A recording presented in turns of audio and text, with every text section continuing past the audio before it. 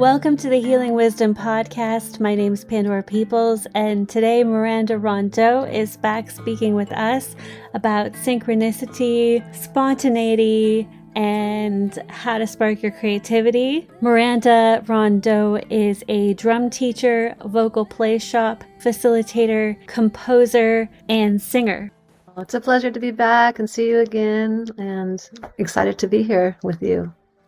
Today we're going to be talking about synchronicity and spontaneity, and we had a great conversation earlier on this topic, and I'm happy to revisit it with you on the radio.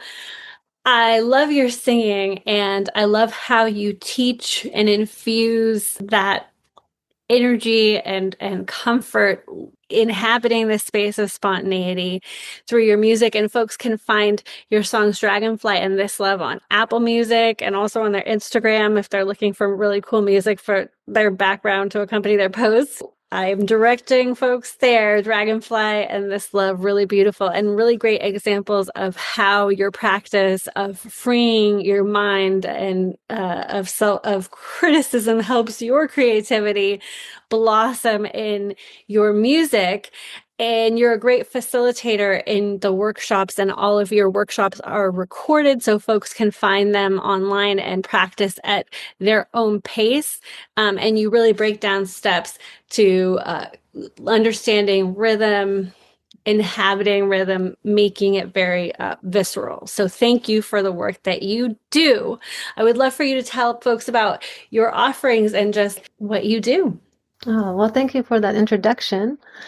Yeah, so I fell in love with the drum, the frame drum specifically, to accompany singing. So I consider myself a frame drum artist.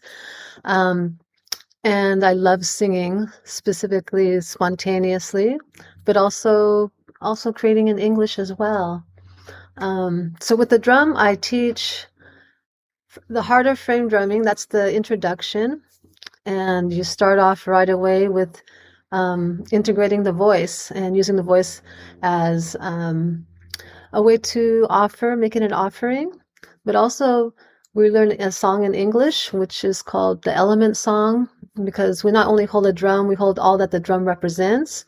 So the drum also represents, I'll just show what it looks like that I play, represents really the first sound we ever hear. Lane Redmond always talks about the first sound we ever hear is the sound of our mother's blood pulsing through her arteries while we were fetuses in the womb, our first home, our time of oneness, from whose bodies our bodies were built. And so the drum is the echo of that first pulse.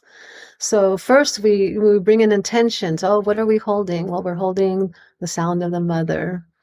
Well, what does the circle represent? The circle represents the sun, the moon, and today it's the full moon as well. And then all that the circle represents. So we're bringing all of that intention also into what it is that we're holding. And then I see the drum and the voice as a portal for our expression, our creativity, our gratitudes, our prayers, devotions, as well as our offerings and intentions. And so bringing that all together. So when I'm not singing in English, I'm just being spontaneous. I'm just creating sounds in the moment. No one taught me how to do it. It just kind of spontaneously happened. So it lives in the land of spontaneity, and I really believe that anybody and everyone can do it if they can just create this space for themselves to explore. And so what I normally do or say in the play shops, and I tell myself too now that I have this practice, is to just create an unconditional allowing space without any judgment, come with curiosity of, I wonder what I'm going to sing out of nothing. And then you create also an intention of making it an offering. So whatever you offer is going to be from the heart, then it's good. So it's not about worrying about being professional. It's about using your voice to be a gift, an offering. And I created a thing called Sing Myself Awake, one spontaneous song offering daily for 40 days. And this was a while ago, but I still use the practice of sharing it. And it could be just sounds and tones. And I'll just give an example. Like I'm going to tell myself, create the sacred space, unconditional allowing space, bring curiosity, like what am I going to offer, and not worry about what it's going to sound like. And then create that as the practice. And then I take a deep breath and I make sounds. But now I'm so used to just having sounds coming out. A lot of syllables come out, a lot of vowels. I think maybe because that's what feels good in my body. So your body might know, like, okay, what does it want to sing also? So just for a little example, I'll take a deep breath. Ye ya luna, ye lue alo. And it could be as short as that, 10 seconds, or however long that you want to do. And the trick is not to think, just let sound start coming out and just see what happens. And you may or may not like everything that comes out, but if you're creating the space to explore and you make it an offering, then it's good. And then you will be in a place of discovery, like, wow, I like that sound. Oh, that felt really good in my body.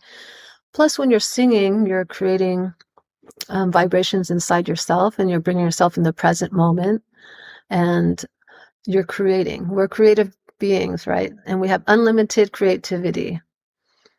And so trust that something's going to be birthed. I think that we have like hundreds of songs and sounds and tones inside. They're just waiting to come out. And so that's what I created some years ago. So a lot of people participated, including my dad. I can't believe he did it too, as well. Yes, so this is an example of like a what you call a micro practice. Mhm. So it can be as short as the first thing you wake up. You set the intention for the day and allow whatever sounds to come out, right? Yeah. It could be any time during the day, but the morning is a great way to start off too. So I've seen. So it doesn't have to be literally singing yourself awake, but you're singing yourself to your spiritual presence or your power or Mhm. yeah. Yeah, you're like awake in this lucid dream. You're Nice, nice. awake, meaning you're being present in the now moment. Um, awake. Yeah. And tell us about how your dad did it. Was it you who came up with the idea?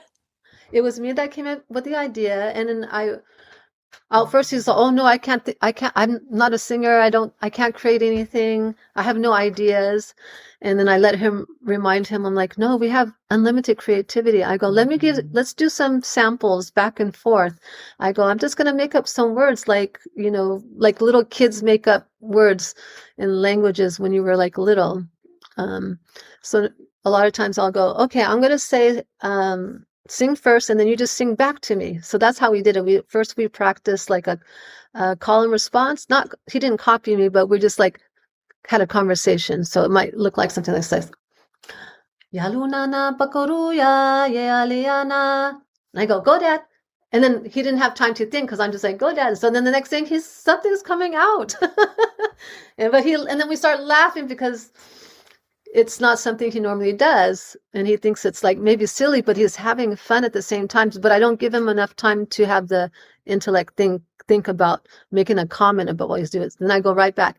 Yolo ya la more alu. And then he'll go, whatever comes out.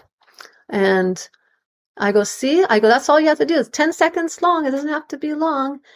And I told him, you have to call me every day with your song. And I go, if I don't answer the phone, just leave it on the message machine. And every single day he would say, I don't think I'm going to have another idea for tomorrow. He did that like for 27 days. He said that every single day, but then he always had something. And then I did give him some prompts. Like I go, Dad, do you have a favorite song? I go, just steal that melody, but you have to create the words non-English in it. And then he had a lot of fun because he felt like he had some ideas, but there's still that element of spontaneity. So he left me messages on my telephone machine at the time.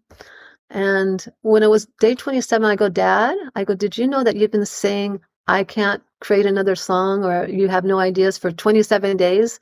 And look, you've done it this long.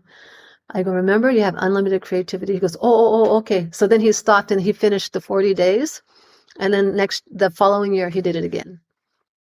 One of the things that I really appreciate about your encouragement and the tools that you use, like when you focus on telling people to be curious, you're essentially quieting the critical mind because you're framing the creativity in this way. Like, doesn't everybody like to be curious? Like, oh, Mhm.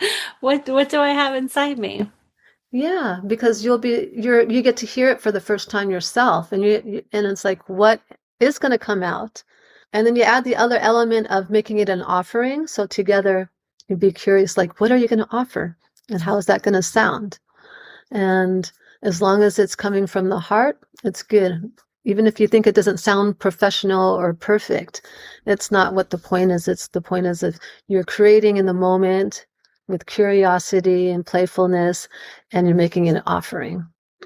And then it's good if it's coming from the heart.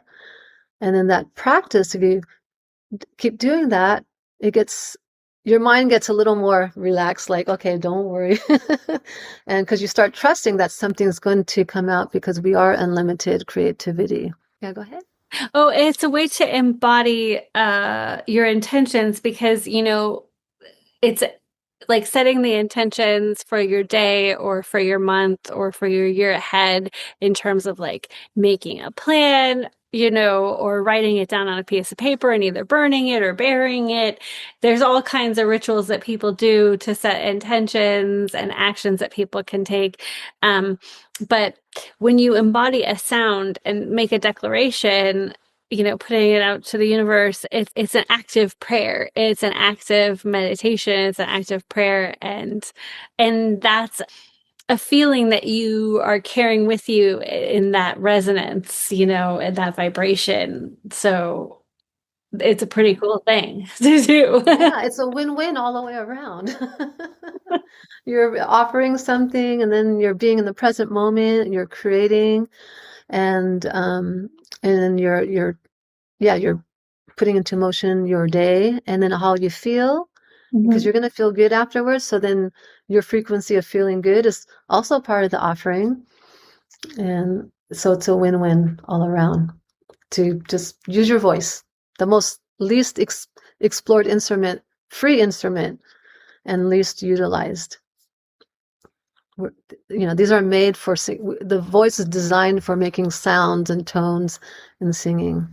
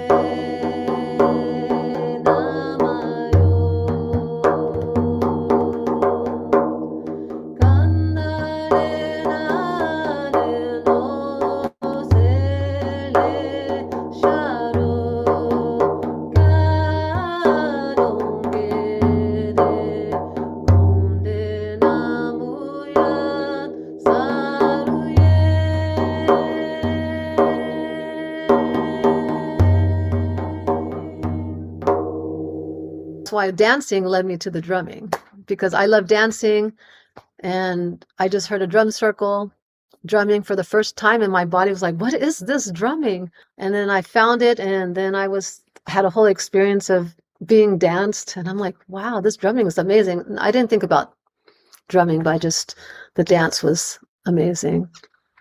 To the drums. And then I worked at a bookstore at the time. So then I opened up the box, like, I don't know, it must have been a week or two after this drumming. The drumming happened at a camp out from the Grateful Dead. So It's like a city of camping, and there was a drum circle. And then I opened up this book. It was called Drumming at the Edge of Magic. It was by Mickey Hart, who was a drummer from the Grateful Dead. So I'm like, synchronicity. I guess I'm supposed to read this book even though I'm not a drummer.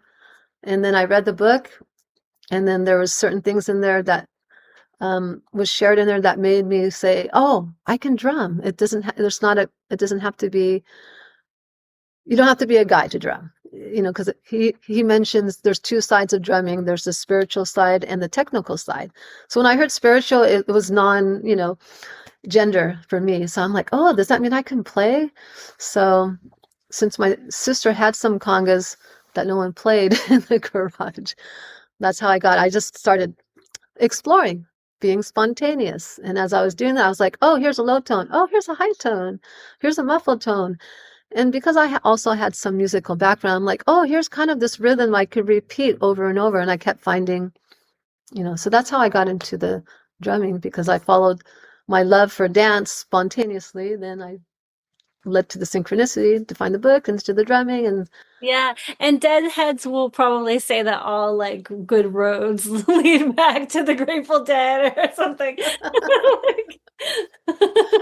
yeah, I mean, yeah, there's like so many more synchronicities because of the Grateful Dead or from Mickey Hart and his books. And Yeah. yeah, actually, his second book called Planet Drum led me to Lane Redmond, actually, because my friend, he had an organic coffee shop called Living Planet, and this woman was bringing in this other woman to do a slideshow presentation performance. So how they set it up, they had the book Planet Drum open, and it's mostly paid. It's mostly like pictures of people playing different kinds of drums from around the world. So they had a picture of this woman playing a tambourine who looked like she was in bliss, right? And then a flyer next to it said Lane Redmond. And so it was the person that was in the book. She was featured in the book. And it said she was doing a slideshow presentation performance called When the Drummers Were Women. And by that time, this is like a year later, after that drum circle, and I got into the drumming. And so then I was like, I'm supposed to be there at this workshop that she was going to also following up that presentation. So that's how I got to meet Lane Redmond. So those are synchronicities of the two books by Mickey Hart of the Grateful Dead. Yes, and you have taught the drum in her lineage or tradition, like because she was your teacher, one of your teachers, and she's been like a huge influence on you. And she was my teacher, my muse, and I'm one of the senior students who have been studying with her for a long time, who continues to teach. So my work that I teach it's a fusion of her teaching styles, along with mine, because I like to sing. She did some chanting, just a little bit. She did use voice in walking, drumming, and the voice, because you recite the names of the patterns. So she helped all of us to walk, drum, and sing. So I continue with the walking, drumming, and singing, but now songs. We sing songs. Right, you're a writer, you're a composer. Oh yeah, I forget. I'm a songwriter. I'm a composer too. I never say that, but I'm like, wait. You can't help being that when you start making discoveries, when you're exploring, and then you end up finding the things that you love, and then you capture it, which is the compositions. If you're just joining us, you're listening to Healing Wisdom. We're speaking with drum teacher, composer, and singer Miranda Rondeau. We're going to hear Miranda's song Dragonfly.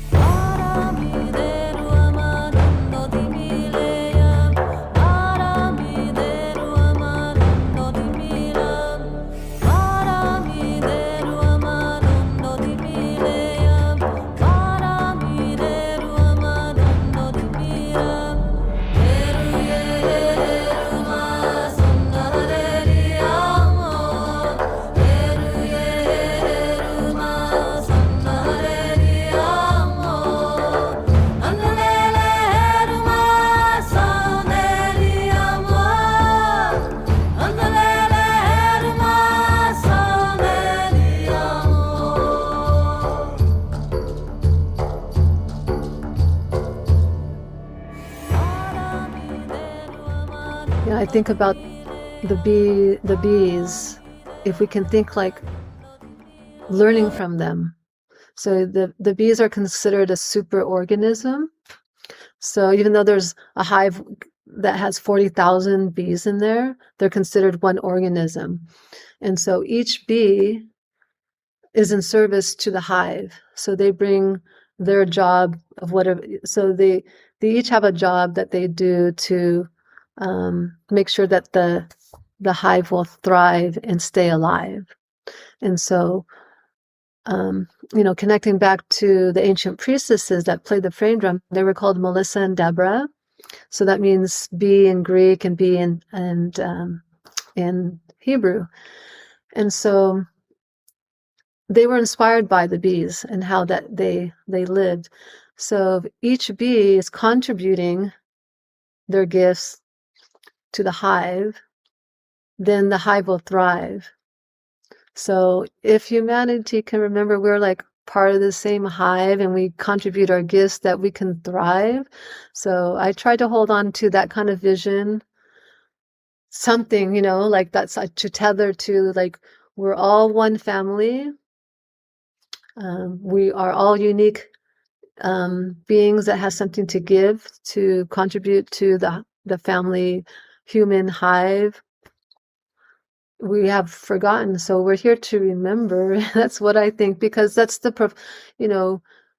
imagine if the hive was like, I want to get more honey than them, or like I want to just keep it all for myself. The hive cannot survive. And so we have something to learn from the bees, to remember we're like a hive. We're all together. We're all interconnected and interwoven.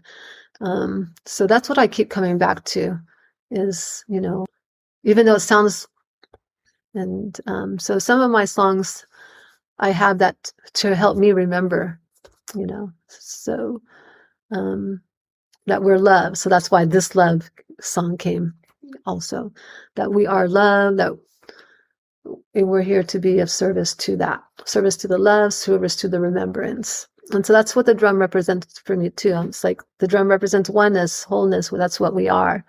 And can we keep putting that vision out there? Because the world's in a mess. Humanity's in a mess. Yes.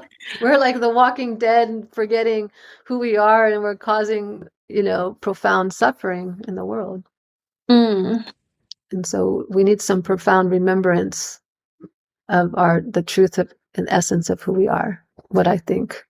Your classes that are live are just a really great way to connect with people who are all over. It's so cool that they're in these different time zones with these different cultural backgrounds, and they're coming into the same space together to be together. With breathing, it's called like entrainment, when people's breath, happens at the same time. And that happens naturally, that people's heartbeat and their breath go together.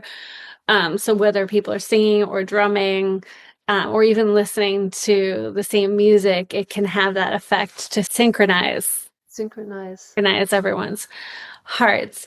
I think that's one of the big appeals of yoga classes, other than like the actual transformational power of the yoga itself, is the breathing together and the oming together.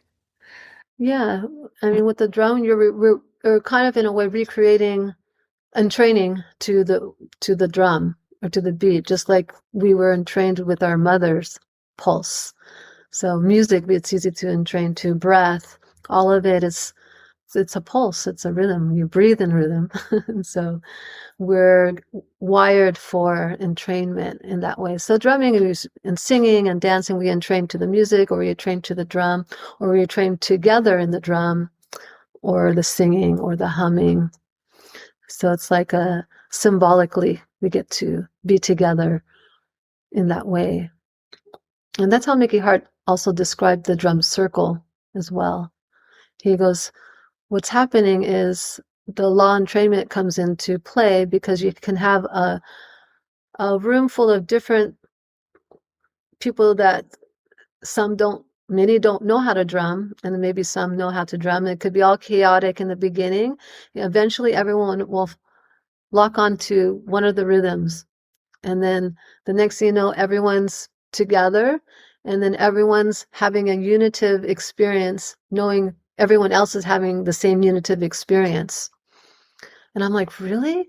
I'm like, I want one. I want that experience of feeling unified, knowing we are all knowing that we're being unified at the same time. And then he described entrainment as a room full of clocks ticking all at different times. And eventually they all tick together. And that's the law of entrainment. Mm. I'm like, wow. And Lane talked a lot always about law and entrainment. So that's why we did walking, so we can entrain together in the walking pulse. So we're wired for entraining, in training. So these are all little ways that we could do it with Right, drumming, because singing, our heartbeats yoga. are the same as the mother. Yes. Right. So we're recreating symbolically in training to the mother. So the drum is like the echo of the pulse of the mother. So we get So to so that's a sense of home because it's our original home. yes, home When we exactly. so when we breathe together, when we sing together, when we drum together, when we're doing yoga together, it's finding a sense of home. Yeah. So that homecoming, the homecoming. So thank you so much, Miranda Rondeau, for joining us. What classes do you have coming up next, and how can folks find you? People can find me on Facebook. I have Miranda Rondeau's music or Frame Drum Circle Songs page for Facebook. And then I put everything on my Eventbrite profile or account, so you can subscribe there.